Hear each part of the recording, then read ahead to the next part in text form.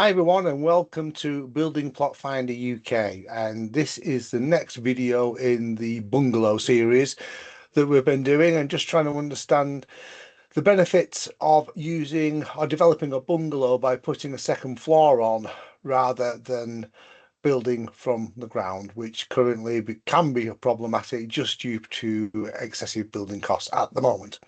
So, as I've discussed in previous videos, this particular site is 400 meters away from my house. I drove past it many times, and I'm doing a little bit of a side appraisal on it. So, this is a live example. We've already looked at the numbers in the previous video, and then this one I want to have a quick review of the planning process and how I feel they've made an extremely cack-handed job of it.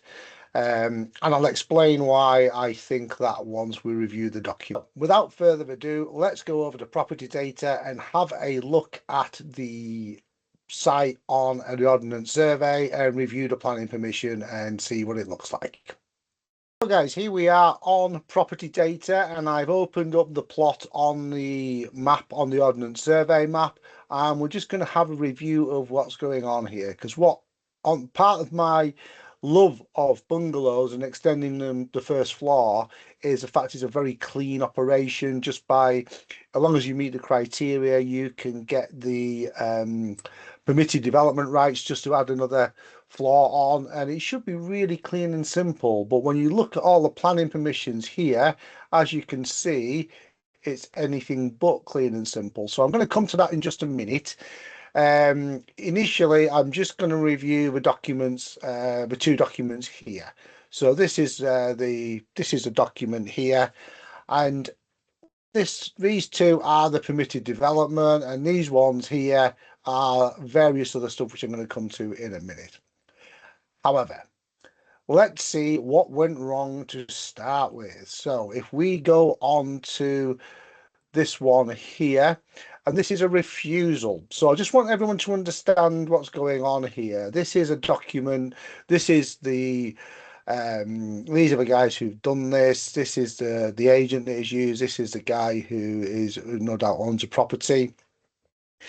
And the first thing they've done, let's just have a read of the notice very quickly. And it says refusal of proposed lawful use of development. And immediately this this completely bemuses me, because I'm seeing immediately proposed side extension exceeds, if alluded to the side extension, the materials not conforming, the volume of the roof being too much, windows in the wrong place, and it just appears to me on the face of it, he's pretty much just completely ignored the guidance. When a permitted development opportunity is there, it's usually given a very strict set of criteria. And for whatever reason, these guys, when they've put this application in, have completely ignored the legislation as such. So they've confounded various things here. They've put an extension on, but windows where they shouldn't be. And this is really not the way to go, guys. This is not a envelope to push. It's not like a planning application where it's an organic development. This is very much a case of you must stick to a criteria. Your building must be outside the conservation area, and there's various others, about 5 or 6. I'm probably going to review them on a separate video.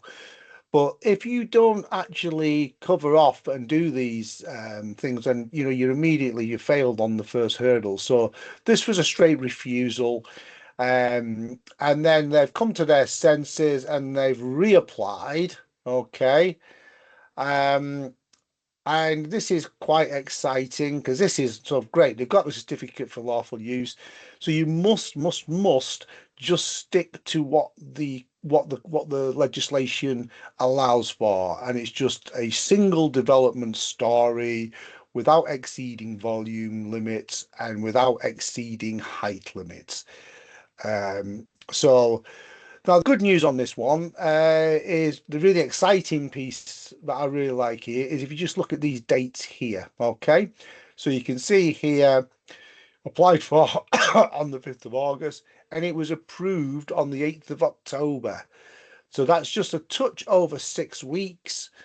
But in planning world, this is fantastic. You know, for someone who's spent 12, 18 months in planning, possibly even 2 years on certain sites, this is a fantastic opportunity because of the light touch that the planning department will give to you, you know, over this period. So obviously that is massively advantageous, and I would strongly advise that you stick to the criteria and you ask any professional that is working for you to rigidly stick to this.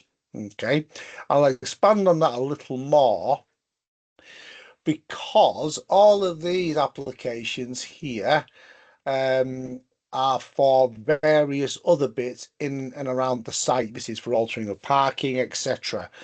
That is not the way to go here, because just by the virtue of the fact that you look on there and you look on there, you got 1, 2, 3, 4, 5, 6, 7, 8, 9, 10. You've got 12 activities on there. Too many moving parts, guys. Just too many moving parts. The way to go on this is to go for a very clean option on your permitted development, and then to build that out.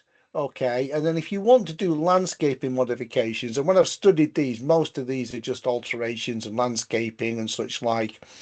Yeah, you would do these separately. You would build your extension on there, make sure it's compliant, get your building regs on it and everything, get all that nailed down, and then if you needed to, you would do the other stuff, the landscaping and such like, on a different application after completion of this. Otherwise, you've just got too many moving parts.